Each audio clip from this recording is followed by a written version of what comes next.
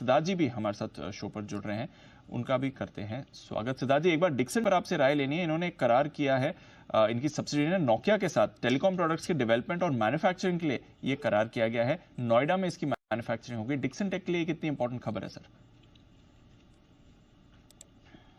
Good morning Anil ji, good morning Deepanshu. मैं मानता हूं कि डिक्सन टेक अब जिस हिसाब से एक्सपैंड कर रहा है और नए टाइप्स कर रहा है, ये डेफिनेटली पॉजिटिव है।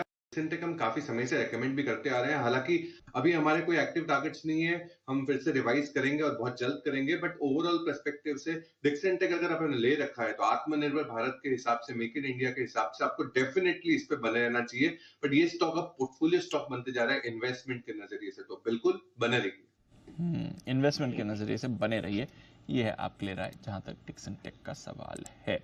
सिद्धार्थ जी के लिए भी एक बिल्कुल सुपर सेट का।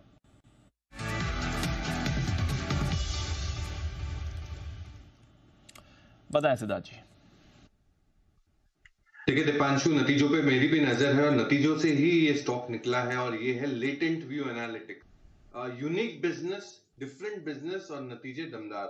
शॉर्ट टर्म टारगेट बता दूं 510 का, और पोजिशनल टारगेट या लॉन्ग टर्म टारगेट 630 का आप रख सकते हैं लेटेंट व्यू एनालिटिक्स में। विद डिस्क्लेमर, मार्च 2023 से हम लगातार बार बार हमारे क्लाइंट्स को रेकमेंड करते आ रहे हैं। फंडामेंटली अब नतीजे बहुत अच्छे थे, रेवेन्यू भी 20% से ज्यादा बढ़ते हुए दिखे और मुनाफा भी 32% के करीब। कामकाजी मुनाफा, मार्जिन सब बढ़ा है अच्छे से।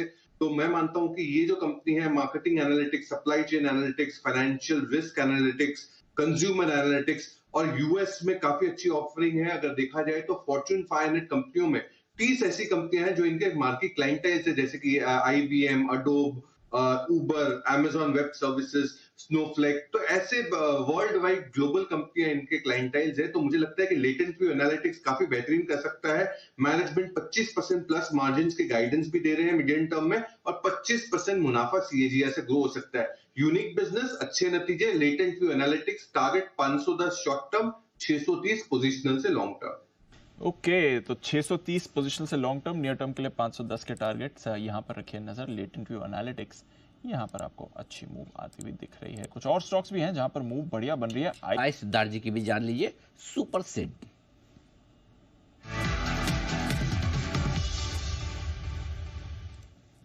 बताएं सिद्धार्थ जी। हाँ जी, बैंकिंग स्पेस में छोटे मझोले बैंक पे जरूर नजर रखनी चाहिए और वो है JNK bank. Jammu Kashmir bank पे नजर रखनी चाहिए, खरीदना चाहिए। शॉर्ट टर्म टारगेट रहेगा 136 का, पोजिशनल टारगेट रहेगा, पोजिशनल से लॉन्ग टर्म टारगेट रहेगा 169 का। करीबन 3-4 साल से, विद डिस्क्लेमर, हम हमारे क्लाइंट्स को लगातार नीचे लेवल से रेकमेंड करते आ रहे हैं। जेएनके बैंक जो Q4 के प्रॉफिटेबिलिटी भी 1.6% आरओए दिखे, स्ट्रॉन्ग प्रॉफिटेबिलिटी, 34% वाईओवाई ग्रोथ, और जो ट्रिगर्स है, मैनेजमेंट उम्मीद कर रही है मिड टीन क्रेडिट ग्रोथ हो सकता है FY24 से 26। साथ ही साथ margin strong, operating leverages improve हो सकते हैं, प्रोविजनिंग कम हो सकते हैं। आरओए तो 1% के ऊपर रहने की उम्मीद है और स्ट्रॉन्ग लायबिलिटी फ्रेंचाइज है। तो जेएनके बैंक मुझे लगता है छोटे मझौले बैंक में 136 का शॉर्ट टर्म टारगेट और लॉन्ग टर्म टारगेट 169 पे खरीदारी कर सकते हैं। यह आपके लिए जेएनके बैंक जहां पर आपको रखनी है नजर। आगे 10 की कमाई के कुछ शेयर जान लेते हैं। सिद्धार्थ जी पहले तैयार है अपना शेयर बताने के लिए, फरमाएं सिद्धार्थ जी।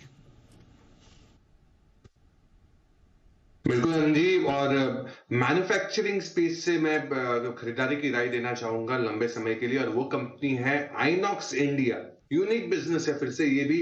अब ये करती क्या है, क्रायोजेनिक टैंक्स बनाती है आइनॉक्स इंडिया, जिसका टारगेट है 1675 का, 1675 का जो हम रेकमेंड कर रहे हैं करीबन अप्रैल मंथ से हमारे इन्वेस्टर्स और क्लाइंट्स को।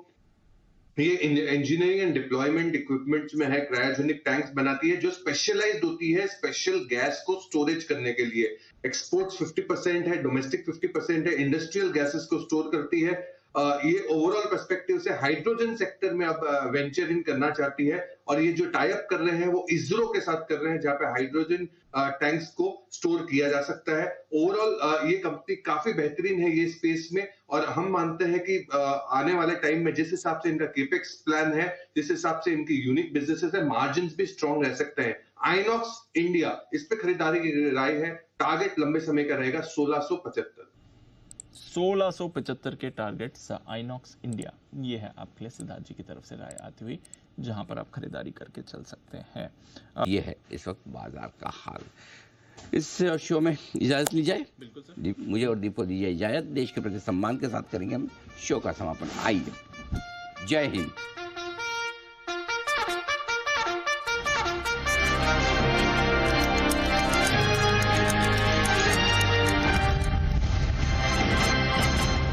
This data is from our research report coverage.